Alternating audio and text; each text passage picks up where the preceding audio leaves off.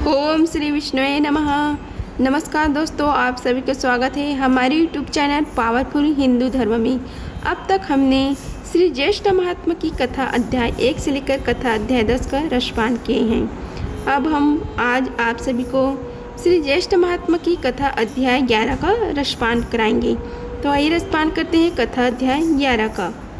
ऋषि लोग कहने लगे कि हे स्कंद जी, सभी योग पापों को नाश करने वाले हैं और पुण्य को देने वाले हैं, तो फिर ज्येष्ठ मास को कैसे श्रेष्ठ कहा गया है? तो विधि पूर्वक हमसे कहिए। स्कंद जी कहने लगे कि हे ऋषियों, ज्येष्ठ मास शुक्ल पक्ष के नक्षत्र के युक्त 10वीं तिथि के दिन लोक प्रसिद्ध गंगा जी स्वर्ग में से अवतरित हुई थी।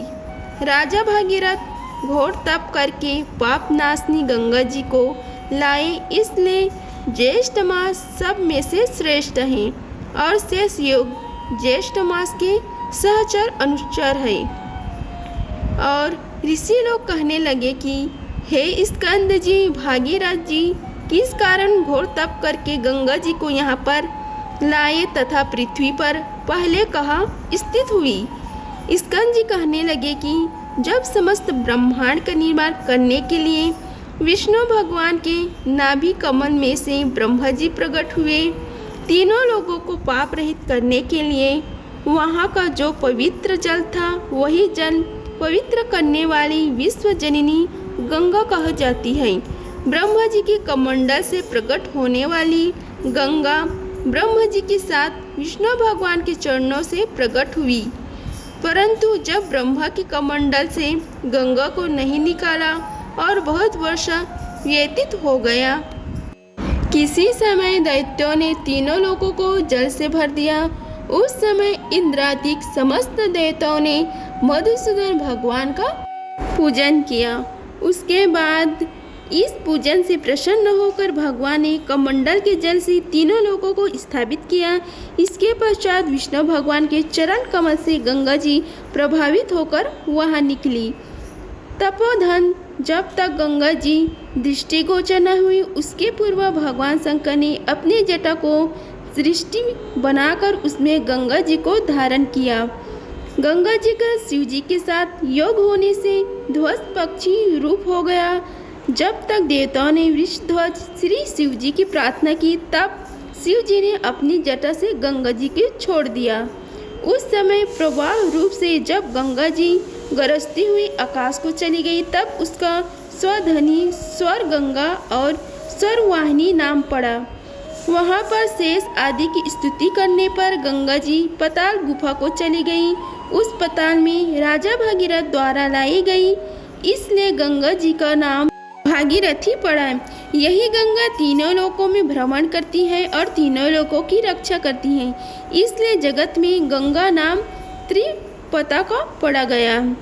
गंगा जी कमंडलु समुद्र भूता विष्णुपाद समुद्र भद्वा गंगा हर जटभूता स्वरध्वनि लोकपावनी भागीरथी जाह्नवी तिस्त्रोता भीष्मस मंदाकिनी भगवती त्रैलोक्यवासिनी, इन 13 नामों से इस संसार में विख्यात हुई। जो मनुष्य इन 13 नामों को रात्रि तथा दिन में पाठ करते हैं, उनका वास भागीरथी गंगा नदी के तट पर होता है, इसमें कोई संशय नहीं है। जो नित्य स्नान के साथ नामों को पढ़ते हैं, उनका गंगा स्नान का फल प्राप्त होता है।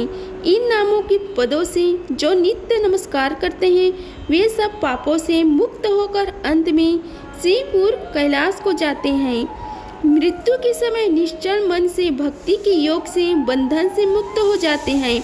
वे लोग स्वर्ग लोक को लांघते हुए ब्रह्म पद को प्राप्त होते हैं। जो मनुष्य अंत समय इन नाम पदों को अभिमंत्रित कर जल को अपने शरीर पर सींचते हैं, उनको पात की होने पर भी यमराज के दूत नहीं छूते। अहो, गंगा के महात्म्य करने के कौन समर्थ हो सकता है? हाँ, यदि आकाश के असंख्य मच्छर के समान अधिक संख्या में मुख हो तो वह मनुष्य गंगा महात्म्य करने में समर्थ हो सकता है। इति श्री ज्येष्ठ महात्म्य गंगा महात्म्य वर्णन एकादश अध्याय संपूर्ण हुआ। अगर आप सभी को हमारी वीडियो पसंद आई होगी तो वीडियो को लाइक कीजिए, चैनल को सब्सक्राइब कीजिए और कमेंट बॉक्स में ओम नमो भगवते वासुदेवाय लिखिए। धन्यवाद। मिलते हैं अगले वीडियो में, तब तक के लिए जय श्री राधे कृष्ण।